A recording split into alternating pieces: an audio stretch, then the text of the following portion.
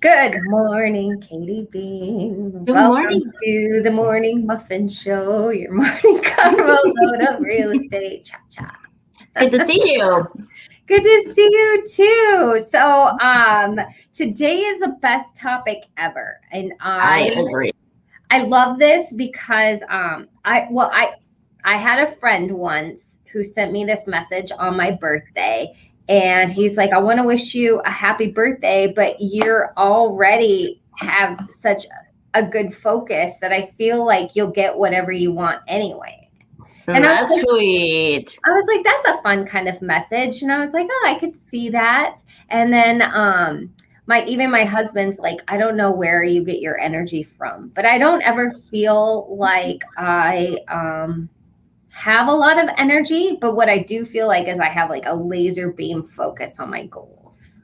Absolutely. Yeah, and you use your time well. Like that's the best thing, right? Is like you don't waste the time. So what you're spending your time on is focused, right? Yeah, yeah. What about you? I know that you are a highly successful person yourself, Oh, obviously, thank leading you. company, being the CEO of an amazingly successful group. How how you formulate your goals and Yeah, motivate yourself to accomplish them? that's a great question.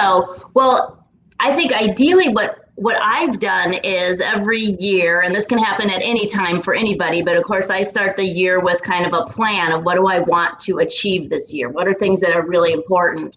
And for me, those goals are about health, they're about family, they're about business, they're about wealth building, kind of in different categories. What do I want to achieve? And then the important part about that is breaking it down. And we know about this, right? It's really fun to have a great big goal out there, but if you don't know how you're going to get there, right? Like you need a map, you need somewhere to start. And I think that's where a lot of people don't invest the time in. It's like, even I want to go on a vacation to wherever. You just got to enjoy Hawaii. So many people might say, I want to go to Hawaii someday. Mm-hmm. And then that's it, right? Like, Oh, my where? sister did Yeah. that yesterday. She's like, I'm going to go back to Washington, which is where we're from. And I was like, why? I thought you always go back to Washington. Why don't you go somewhere you've never been before? And the look on her face was like it had never occurred to her. Right, right. Yeah. I mean, the world is your oyster, right? What do you want to go do? But then ultimately breaking it down. So if somebody wants to take a fun trip, when? Where are you going to stay? What does it cost? What stuff do you want to do there? So you get to the point where you can just taste and smell this vacation. You know it so well that ultimately you know what those first steps are. And I think that visualization and commitment to making it happen, things fall in line. Right? Yeah. So I like your piecemeal approach. A great example of that is like, say, like a large goal. Like the most common is like, I want to visit all 50 states. Well, my husband and I, we sat down together and we said, well, we want to visit all 50 states before Max turns 18. Okay. There So you what go. does that look like then? And we have to take 50 divided by 18, and then we cross out the ones that he's already seen and we do the math. Okay, we need to see 3 a year, right? Ah, And what yes. does that look like? And so, okay, well, which ones can we drive to? Which ones do we have to fly to? How expensive are they? Things like that. Yeah. Do we have friends and family? So there's a lot of planning involved. So what Right. we do every year is we just pick the 3 that we want to see in the beginning of the year, and then we just save for them and go for them. Yeah. So, like you said, and then it's not even, and then you break that down by the months, right? And like, oh, Mm-hmm. this month I need to do this for this trip. Right. Like Right. identifying them, booking them, Yeah. tracking for them. It's not like we do it all at once. It's not one big brain spill and we have to do it like the next day. No. Well, especially like that saving for a vacation, right? If you're going to take a family trip, that's not an inexpensive thing a lot of times. So what is that? What do you need to do to set yourself up well for that? And again, I think it just by breaking it down, it makes it attainable versus a just out there pie in the sky idea that someday might happen. But you got Mm-hmm. to take action, right? Right? Can you give a great example of like a goal that you wanted to achieve, like a large one, and how you broke it down and achieved Well, it? yeah, exactly. Well, I think a lot of it, like business wise for me, that's always one, right? Where, if you're a goal minded person, oftentimes what you want to achieve in your personal life has to probably start in your business life, right? Because how are you going to fund what you're going to do in your personal life? So tying those together is really important. The biggest thing I think, and you just talked about this, Jen, is the annual goal broken down into a monthly goal, broken down into a weekly goal. So for me, and I will say this as well, not everybody, this is something that's really fun to brainstorm with friends, family, colleagues, get insight from other people, which is what I've done with like mentors in the business. What's my next step? What's the next hire? Where do I need to position myself to grow a business? Right. So I think one thing too is we don't all have the answers. And I think sometimes people get stuck on goal setting because they think they need to know it all. And sometimes you don't. You just need, the goal might be find somebody that knows more than I do in this category that I can talk to, right? And get some insight into what do I do next. Inevitably, anything that is on our goals, somebody else has done before. So we don't have to go into them blindly. Yeah. Right? And Like ultimately, being people like, are excited. oh yeah, like but like Olympic athletes, they Yeah, set out and they're like, I want to be the best in this division, in this, and they don't do it by themselves. They hire a right. coach, and usually it's a series of coaches to Yeah, match those check or benchmarks, as it yeah, were, and yep. checkpoints. Yeah, that's exactly it. There's people that know more than we do and all sorts of things. So when we talk about highly successful people, a lot of the times this isn't attainable for everybody, but with the beauty of the internet, you can get the information is a health coach, maybe a spiritual coach, a financial coach, a career coach. There's so many tools out there. And again, a simple Google search will get you a lot of information if you don't have access to those people now, right? Yeah, absolutely. Even like parenting. I Yes, always yeah. see people that like parent by the seat of their pants, which is really great, but there's like a wealth of knowledge out there. And I always tell people I don't know anything. I'm constantly asking for help. Yeah, we all are in all aspects. And even those that may be deemed as highly successful, they're asking questions of somebody too. Nobody knows it all, right? Mhm. But what's really fun is people that are excited about their goals or their profession or whatever their passions are, usually are so excited to teach that and talk to somebody about it. So I always say, like, don't be cautious or shy to ask questions of people. If they've done it, more than likely they're going to be super thrilled to tell you how to do it too. Well, that brings up another really good question that I was about to ask you is how do you the other aspect I think that a lot of people ignore when trying to achieve their goals besides motivation is accountability. It's like the Yeah, other side of the coin, motivation and accountability. right, People are right. so afraid to be held accountable. Like people equate that word with failure or letting somebody down, disappointment, maybe. So, Right. how do you approach accountability? Well, so you know how I mean, Jen, you know me and you know that I lead accountability groups, right? So accountability is something I've been very passionate about and have participated in probably at this point 8 years. I bet I've been in the same group of women holding each other accountable. And what that means is meeting each week and declaring what are my goals this week, right? It is a very powerful thing to say your goals out loud to somebody versus like it's in my head, like, okay, I'm gonna go work out. I'm going to the gym 5 times this week. I just say it to myself. Well, if I don't do it, I didn't let anybody down but myself, which that's not fun, but oh well. But if I state it to somebody, hey, I want to be able to achieve this by, I'm going to run a half marathon. I need to get to the gym. I need to be out running, 5 days this week. When I share that with somebody that cares about my goal, wow, I'm not going to let that person down, right? It's very powerful. And when you're in it with the right people, it's supportive. It shouldn't be a scary thing, but it is a supportive thing that will challenge you to do what you say you're gonna do. Right?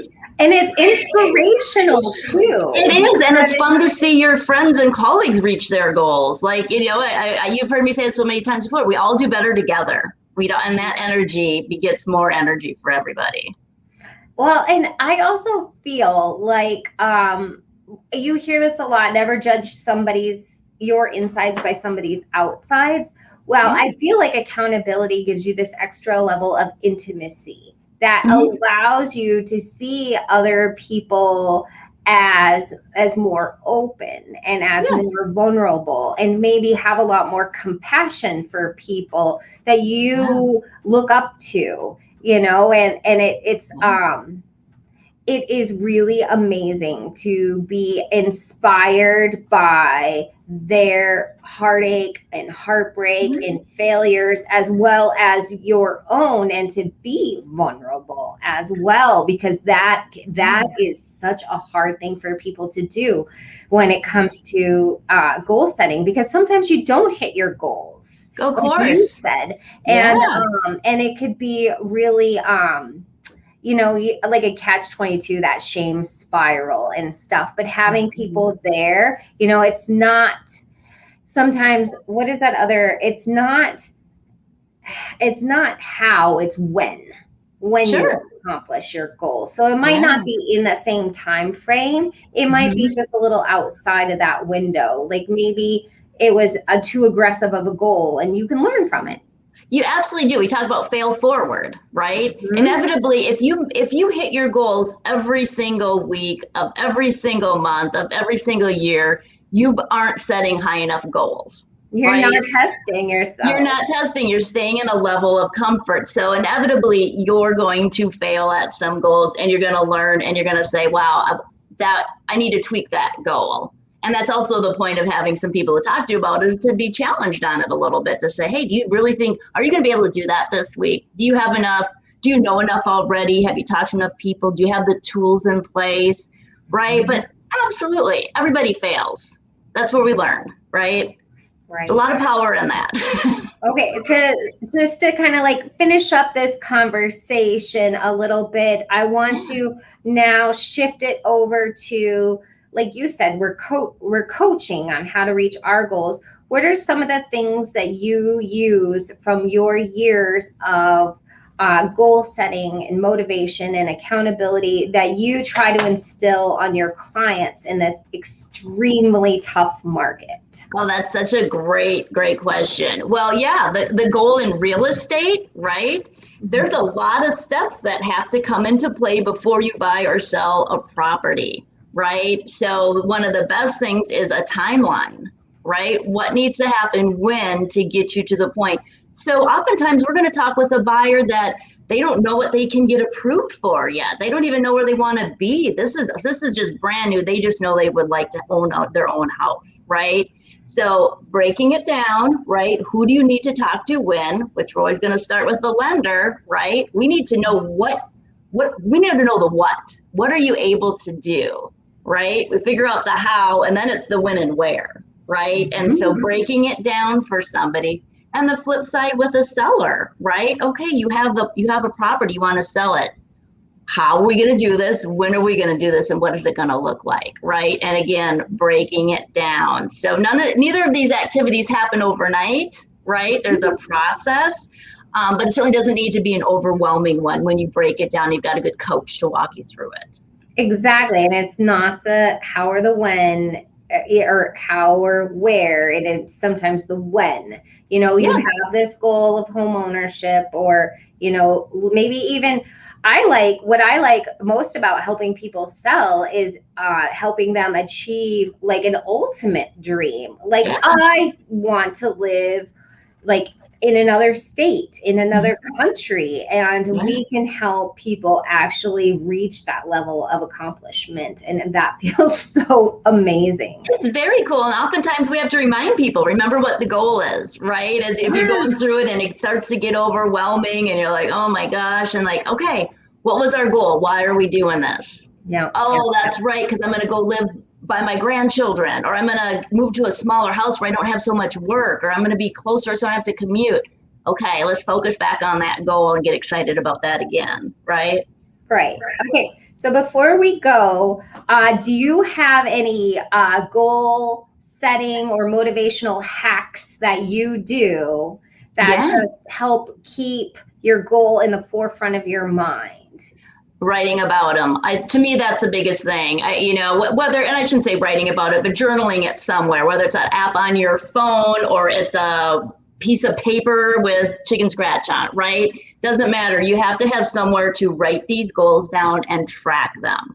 So for me, it's a weekly event of writing down where am I at with my goal and what do I want to achieve this week, and reviewing what happened last week. So to me, it's the act of writing it down and sharing it with somebody. That to me is the key. I'm going to share my little hack. And I learned this from a book, like a manifestation book. I think it was like Girl Boss or something like that. They talked about magicians and things like that and all kinds of stuff. Anyway, this is not magic, but it is manifestation. To me is magic. I change every year at the beginning of the year, I change my password to match my goal for that year. Oh, so you're typing that in, Every single program, every single time I'm on my phone, anytime, anywhere, I'm constantly reaffirming that one big goal for that year. I love that. It's simple things, right? This doesn't have to be a big to-do. It's just how do you look at it every day? How do you have a constant reminder that energizes you, right? It should be fun. It should be fun. All right. Well, thank you so much for coming on. Thank you for having me. I'm going to end this broadcast. If you want to just stay on so we can have a quick conversation. Thank you so much. Okay. Bye, guys.